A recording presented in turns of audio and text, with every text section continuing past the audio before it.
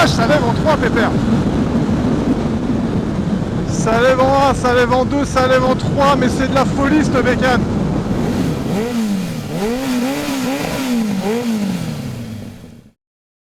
Salut à tous, c'est Monsieur Marty, et aujourd'hui je vous propose l'essai de la MT-09.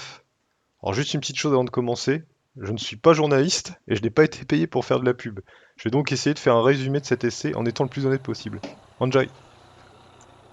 À moins de 8000 €, 7790 € sans ABS, ce roadster qui s'approprie le concept du naked bike à la lettre peut en faire rêver plus d'un. J'ai donc pris rendez-vous chez un concessionnaire pour poser mes fesses sur la selle de la petite bombe de chez Yamaha. Ouais, première observation, c'est léger. La direction est comme la moto, légère. Annoncée à 177 kg à sec, on est assis sur un jouet. La première chose qu'on remarque, c'est que le design est particulier. Bon, chacun ses goûts, dirons-nous. Et de mon côté, je trouve que ce radiateur est vraiment moche. Ouais, pour le reste, c'est basique, mais ça le fait. Le bras oscillant est quant à lui magnifique, avec ce pot qui se loge parfaitement dessous. Bon, l'arrière, ils ont dû le faire à la bourre, hein, parce que pas top. Le compteur des accès n'est pas dérangeant. Toutes les informations sont facilement observables, excepté le contour qui est dessiné le long de la partie supérieure. Avec l'habitude, cela ne doit pas être gênant. Et comme vous allez le voir, à quoi ça sert un contour quand la plage d'utilisation moteur de votre moto est totalement complète? Étonnamment, le rayon de braquage est assez élevé. C'est assez bizarre pour une moto si fine. Bon, le rayon de braquage, c'est comme la Shiver. Hein. Allez, il est temps de sortir de la concession. La position est légèrement sur l'avant, et la finesse du réservoir couplée avec le dessin de la selle donne déjà une sensation de maîtrise. Pas de problème pour poser mes pieds du haut de mes 1m85.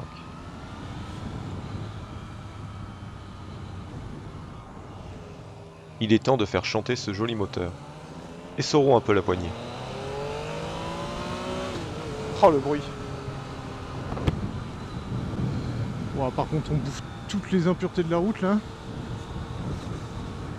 Ah, les suspensions sont pas top. C'est la selle, je sais pas.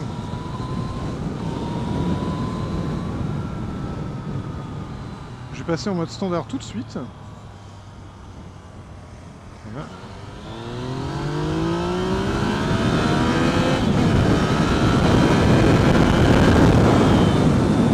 Quelle sonorité! Le 3 cylindres, contrairement à la Street Triple des Anglais, ne siffle pas. Et on commence à avoir les poils qui se redressent lorsqu'on se rend compte que l'accélération continue, sans avoir besoin de passer le rapport suivant.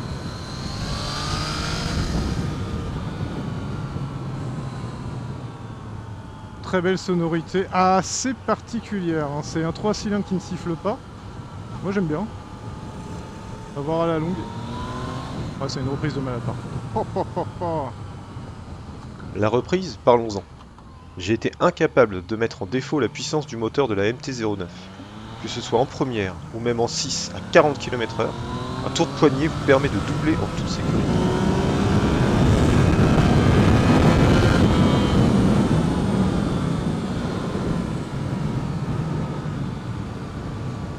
D'ailleurs, il faut faire attention.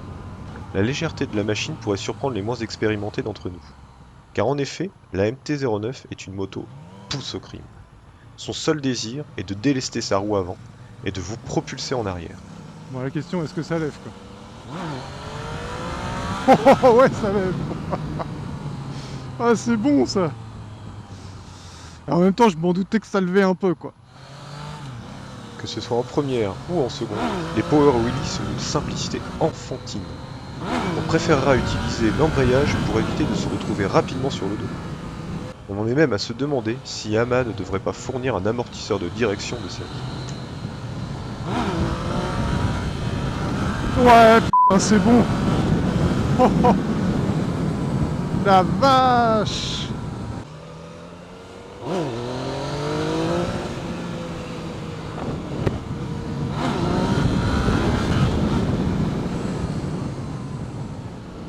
Le moteur est tellement explosif qu'il est possible de lever en troisième. Oui, en troisième, sur une moto qui fait moins de 10 cm3.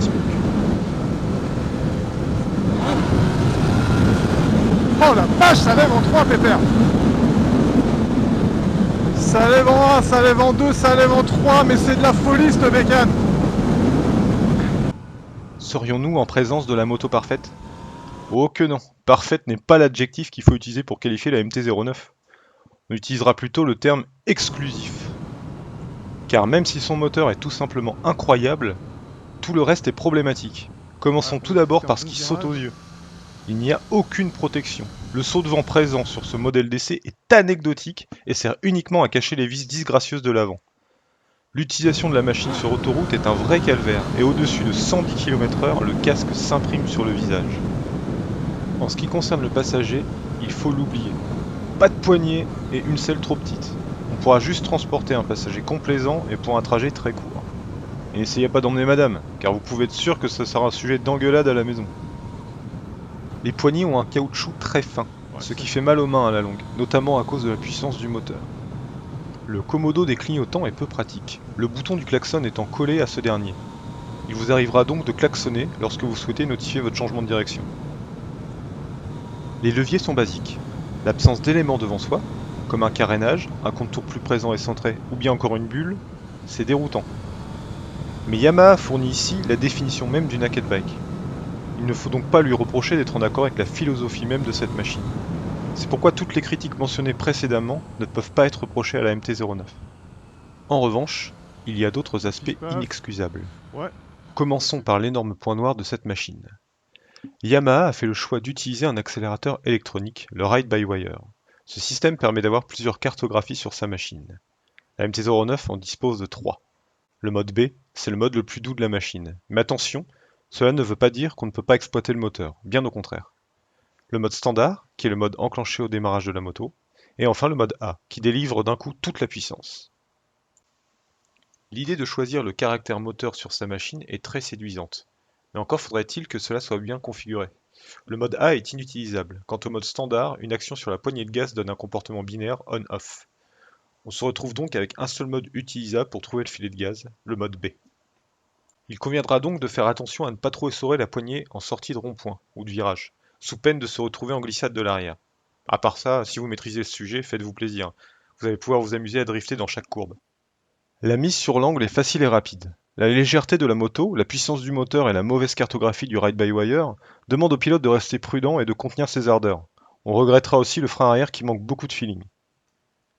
Le frein avant, quant à lui, est puissant, et il faudra faire attention sous la pluie. L'achat de la version ABS pour 500 € de plus n'est donc pas dénué de sens. Les pif-paf, sans être difficiles à négocier, peuvent être piégeants si on ne fait pas attention à son accélération. Le train avant vous rappelant alors à l'ordre. Pour la suspension arrière, elle reste basique, on ressent bien l'état de la route. Le carter droit est gênant à l'arrêt. Yamaha a pensé à ce problème en ajoutant une pièce en plastique pour éviter que le pilote se brûle la jambe avec le dégagement de chaleur. Pas très esthétique. En ville, les deux atouts principaux sont la légèreté et le gabarit de la MT-09. C'est un petit vélo.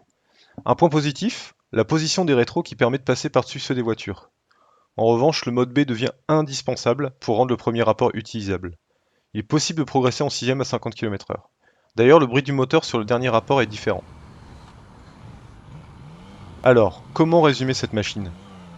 Cette moto, elle n'est pas vraiment pour les débutants, à cause de son moteur qui est une vraie bombe, et sa réponse à l'accélération trop brutale. Le frein moteur du 3 cylindres est peu présent. Les habitués au bicylindre, un peu comme moi, seront déroutés dans les premiers tours de roue. Le ride-by-wire est vraiment le point noir de cette machine. Yamaha a encore des réglages à faire sur les cartographies, et devrait prendre exemple sur les Italiens de chez Aprilia. L'accélération procure des sensations pures. Le moteur ne vous fera jamais défaut. Jamais, pas vraiment. J'ai eu la désagréable surprise de caler. Caler où ? Sur l'autoroute.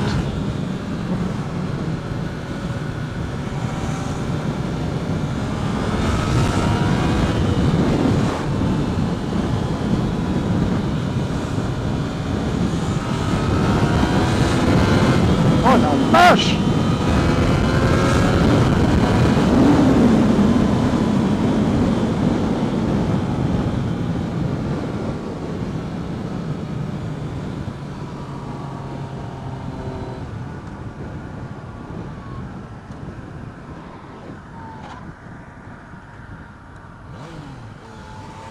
Ah bah elle vient de caler en plein sur l'autoroute quoi. À mon retour, j'en ai parlé au concessionnaire, qui m'a gentiment fait remarquer que c'était impossible de caler sur l'autoroute et que j'ai dû toucher au démarreur. Un rapide tour sur internet le soir confirmera que je ne suis pas le seul à avoir eu ce problème. Alors, à qui elle s'adresse la MT-09? Si vous recherchez des sensations et des frissons à chaque instant pour moins de 8000 €, la MT-09 c'est la réponse à votre question. Son caractère musclé et son tempérament de feu vous satellisera dès que le contact est enclenché. Mais, il lui manque un adjectif pourtant important. Pratique. Non, cette MT-09 n'est pas pratique. Pas de confort, pas de protection. La machine est roots. Elle malmène son pilote pendant tout le trajet, quitte à se demander si on va réussir à rentrer entier à la maison.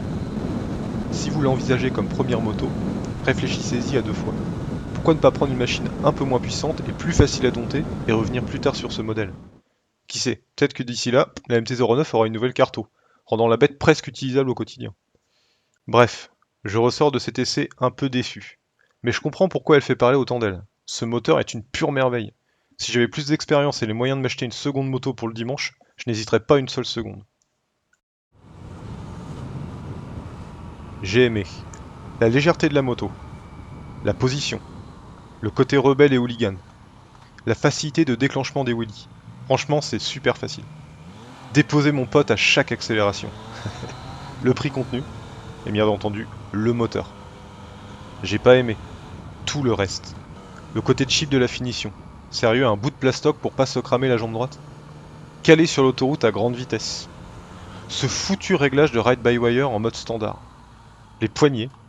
Le frein arrière un peu flou. C'est assez chaud aussi pendant les wheelies. Bon, je ne parle pas de l'absence de protection et du design épuré, car elle a été annoncée comme étant une naked bike, ce qu'elle est parfaitement. À la fin de cet essai, je reste avec deux questions en tête. Est-ce que j'aurais dû tester la MT-07 à la place? Un petit bicylindre bien sympa. Et en fait, que vaut sa concurrente directe, la Street Triple R?